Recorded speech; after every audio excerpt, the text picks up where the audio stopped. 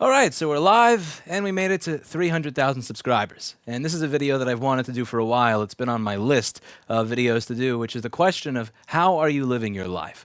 Now, I'm not trying to milk this whole Google diversity memo thing too much, but it does give me a really good opportunity to branch off this point, which is that so much of how your life is going to go and so much of how the conflicts in your life are going to go when you do something that is controversial or even wrong is going to be dependent on how you've lived your life, how you have treated everybody on the way from, the beginning of your life to the time of any type of incident. So there was this one comment showed up in one of my videos saying this is going to be the end of this, of a lot of this social justice stuff, because it's going to be the end of the social justice stuff because he posted this and he's going to get a bunch of support and a bunch of people are going to agree with it. And I actually disagree. I think that guy from Google is audio sync is off. No way. Oh, yes way. Lame. Save as default. Yawn. I have to restart and edit now.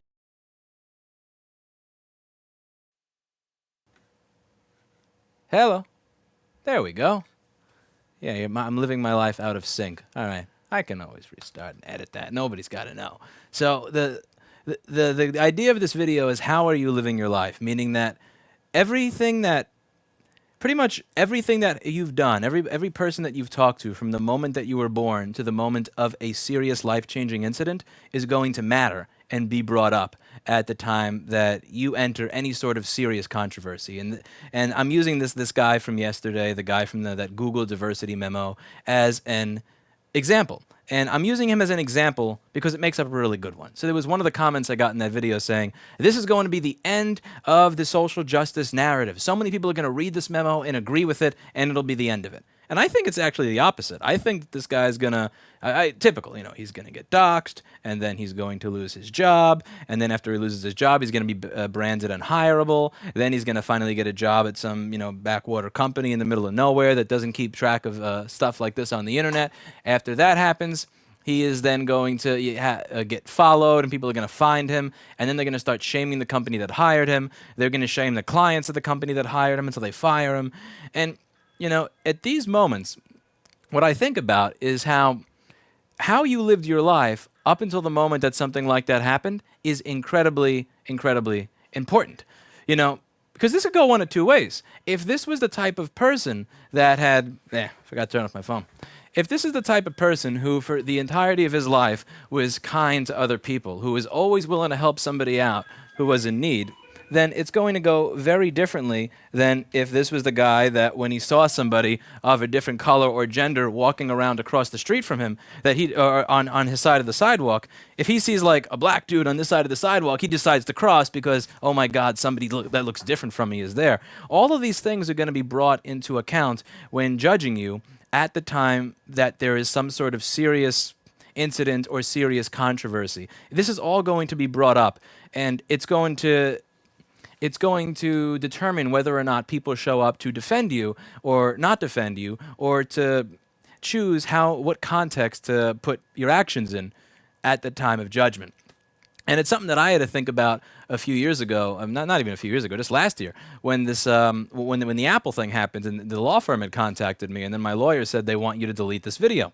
And I had to sit there. I was sitting there waiting on deleting my video for a while, and I'm just sitting there with my finger hovering over the button, because the lawyer said technically they could go after your other stuff based on these laws, but they may not. If you just decide to delete this video, they'll go away if you make them happy. And I'm sitting there with my finger hovering over the delete key.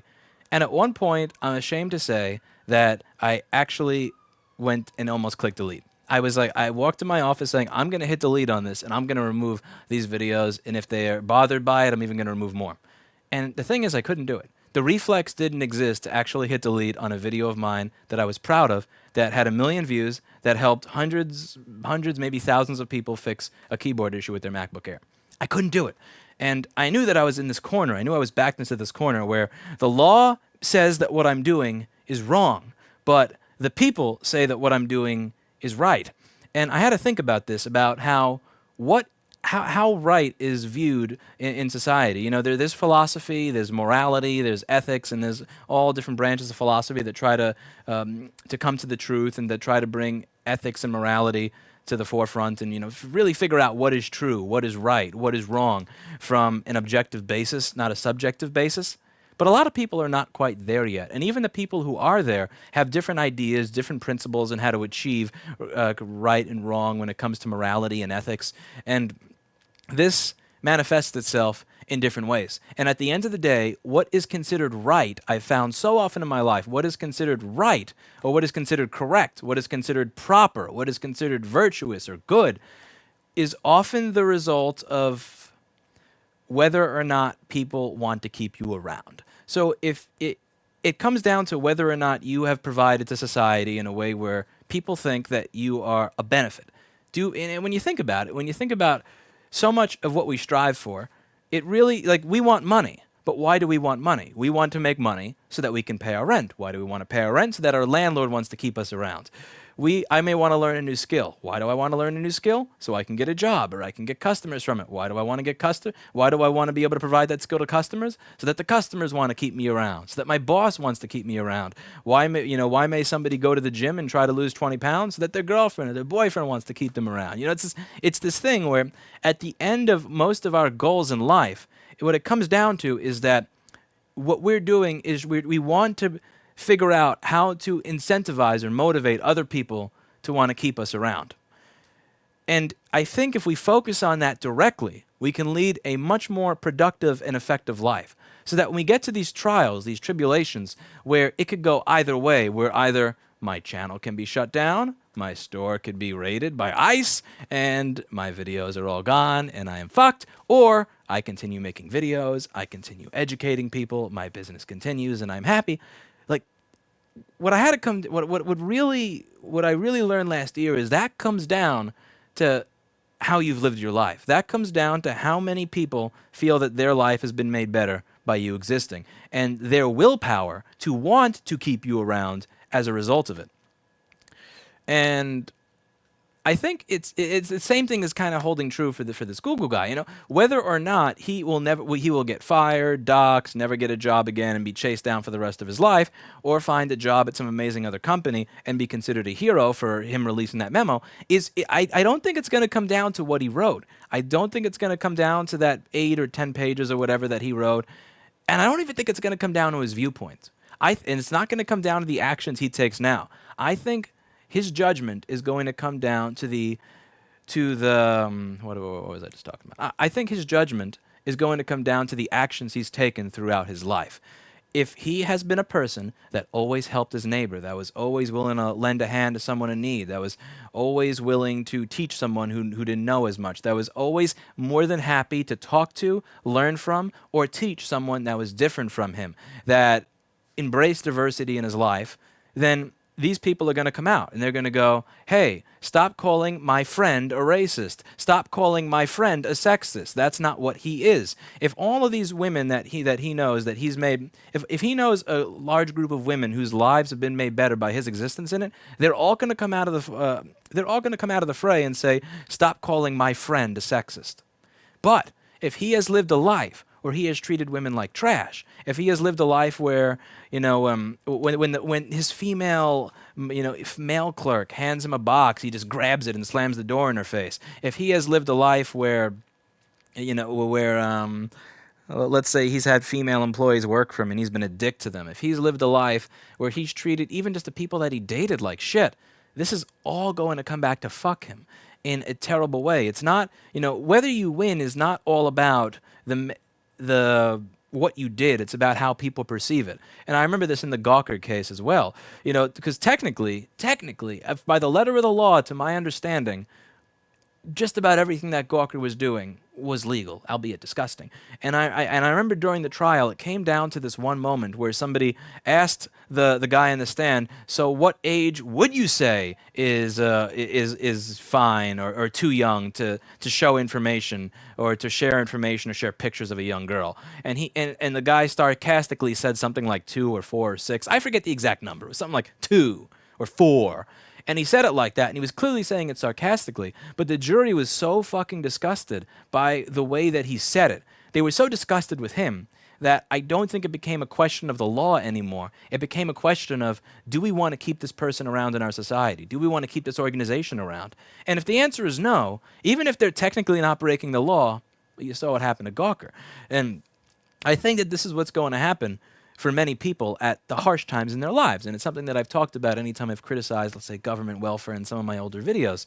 I've talked about how what type of life are you living? Are you living the type of life where if you're down on your luck, there's a group of people that are willing to help you? Because here's the thing: if you don't know a minimum of 5 people who are willing to give you $1,000 without asking you why, if you don't know 5 people who will give you $1,000 without asking you why, I would not say that you're living an improper life, but I would ask the question: how are you living your life? Are you living the type of life where other people want to keep you around? Are you helpful? Are you kind to others? Do you help people that nobody else in their right mind would help because you know that that specific person is a good person?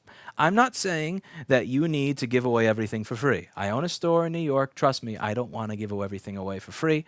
I'm not going to dedicate my life to giving away every single little ounce and morsel of my spare time. I would lose my mind.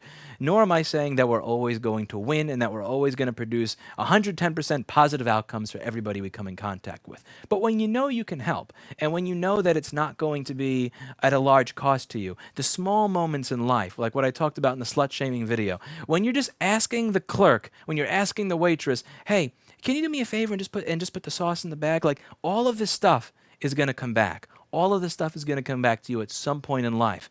Because you never know. Like, I'm always nice to that waitress. I'm always kind to that waitress. I always have a conversation. If they're having a bad day, we'll talk. I'll make jokes about it, and I'll try to make them feel better.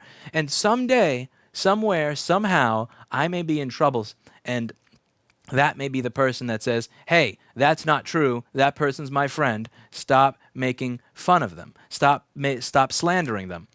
And it's, someday your judgment is going to come down to the willpower of the people around you to want to keep you around. And if they don't want to keep you around, it may not even matter if you did nothing wrong. It may not even matter if you're in the right. You may still be screwed. Isn't it living your life based on the opinions of others, or is something different? Well, I think it's living your life based on the opinion of yourself. Can you live with yourself and what you have done? Can you go to bed at night knowing that the world is a better place because you're in it? And it comes down to that question: is the world a better place because you're there?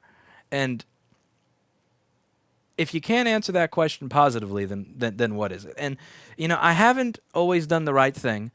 I have broken people's stuff before, even back when I worked at a studio. I've fired people that probably really don't like me.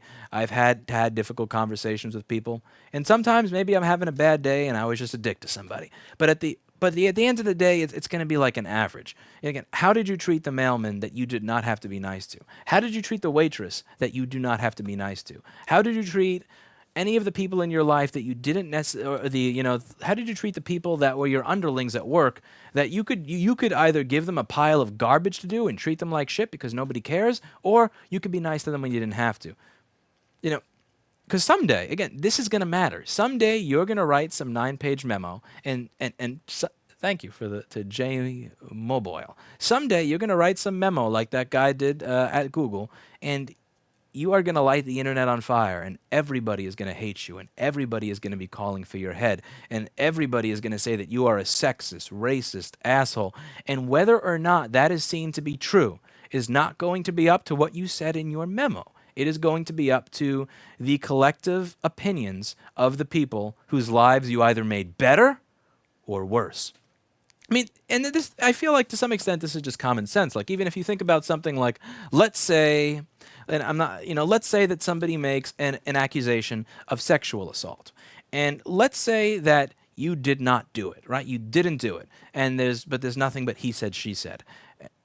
And you have a history where you have 30 women that you've been with that you have treated like utter trash.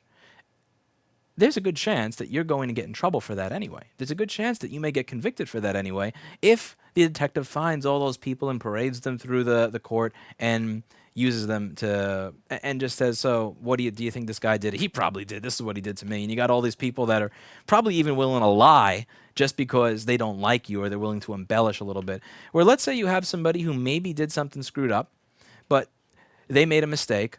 They may have gotten drunk and hit somebody. Not saying it's right. You shouldn't be doing any of this stuff. I'm not endorsing beating women, so don't you dare now, trolls. But let's say somebody does something that they shouldn't have done, but their last 20 or 30 girlfriends they treated like gold. They were kind. They were polite. They were humble. They were understanding, and even when they did something wrong, they took responsibility for whatever. That person may actually wind up getting off with nothing, because there's that history. There's all those people that they did the right thing by, and that's going to come back to get you. And I bring this up the most when it comes to things like, because this comes up anytime I've mentioned something along the lines of welfare. And people have said, well, what if something terrible happens to you? Or what if, your house, this happens to your house? Where are you going to live? Or what happens if, you don't get paid for 2 weeks at work because of a financial crisis? And when it comes to all those what ifs, my answer has always been, I've turned it back on them and said, what type of life are you living? What type of life are you living where you don't know a single person who's willing to let you sleep on their couch? What type of life are you living where you don't know a single person who thinks that you're worth giving $1,000 to as a loan because you're on hard times? Because that's one of the I've never worried about being homeless. I've never worried about it. And I completely understand that within 2 or 3 years, the entirety of what I do as a profession will be completely gone and that I have to find something new. And I'm not worried about it. I'm not afraid. I don't consider it to be like, it's not something that keeps me up at night. It's like, oh my God, what am I going to do? Because I know that if something were to happen, that there's this net, there's this social net that has been created from all the people that I've helped along the way. And it was most evident to me when I was looking to get a space. Thank you to Halo Film Productions. It was one of the things that was most obviously evident to me about 6 years, I'm getting old. 6 years ago when I was leaving. Hi to Tony Tone, and thank you. So it was one of these things that I noticed the most about 6 years ago when I got kicked out of the space I was using as my office. And I told the story of that, the $30,000 pocket dial. And I needed to find a new space. My credit score was like 540, 550. I was in my early 20s. I did not have enough money to pay first, last, and deposit, and I thought I was fucked. I have all this stuff that I bought to sell. I have no place to sell them out of. I have no place to do business out of. I've based my business out of having a central office location. I'm screwed. And there was one person that remembered that I had helped them with a problem in one of their rehearsal rooms in the next building over. There was one person that remembered that I had helped them with that. And at the end of the night, he's like, yeah, I don't really have a lot of money for this. I'm like, just don't even worry about it. Just fine. And I went back to the building, and we drank a beer or something, and that was it. And then I went back. I think I got paid with a beer. And I always said, don't take beer as payment. That is not payment for technical services. But in this one instance, since I knew the person and we had a fun conversation, I said, here, just fine. And I went back. That person that I did that for is the person that actually told the landlord of the guy at Planet to Planet Studios, John Grosspart, oh yeah, he's fine. He'll be a great tenant. He's a great businessman. And I remember going down there, and he gave me the keys before the check cleared to the room. And no landlord ever does this. And I'm like, don't you want to wait for the check or whatever, or don't you want me to give you a deposit, or don't you want to lease? And he's like, no, the guy upstairs said you're fine. And that was one of these really defining moments for me, where I realized that there is this confidence you can walk through life with if you know that other people want to keep you around. And the way that you do that is by living a life where you're constantly providing value to other people. So rather than focusing immediately on learning a new ability, rather than immediately focusing on making more money, rather than focusing on all these proxy ways to try to get people to keep me around or want to keep me around, what I did when I was unemployed and completely broke and had nothing to do but sit down in my chair and drink all day, thank you to Mood, was think about what can I do to what can I do to help the world? What can I do to make people want to keep me around? Can I go into a studio and just fix the broken switches in the console even if they have no money and they're not going to pay me? Can I, what is it that I can do right now other than nothing? So if you're sitting on your ass and you're doing nothing because you're unemployed or you're depressed or you don't have a job, you're not going to school, you got kicked out of school, whatever it is, you're down on your life and you're sitting down and you have enough free time, no offense to people that are watching, that you could watch me rant for 40 minutes or 2 or 3 hours at a time. Figure out, you can't get a job immediately, but what is it that you can do right now that you have that you have control over, where you can help make somebody's life a little bit better so that they want to keep you around? And start doing that. And if you start doing that, you'll notice that everything else just falls into place. Because all this other crap that we do, all this other crap that we strive for, it's, thank you to William, all this other crap that we do and strive for, we do it for the end goal of wanting other people to want to keep us around. So that our manager wants to keep us around, our girlfriend wants to keep us around, our boss wants to keep us around, or whoever. So let's just start focusing on the end goal rather than focusing on all the things that we have to do to get to that goal. Let's just focus on providing and just focus on providing value and go from there. If your audio and video is out of sync, oh well, that means it's time to go home and get a burrito. So that's it, and yeah, we'll see what happens with this Google guy.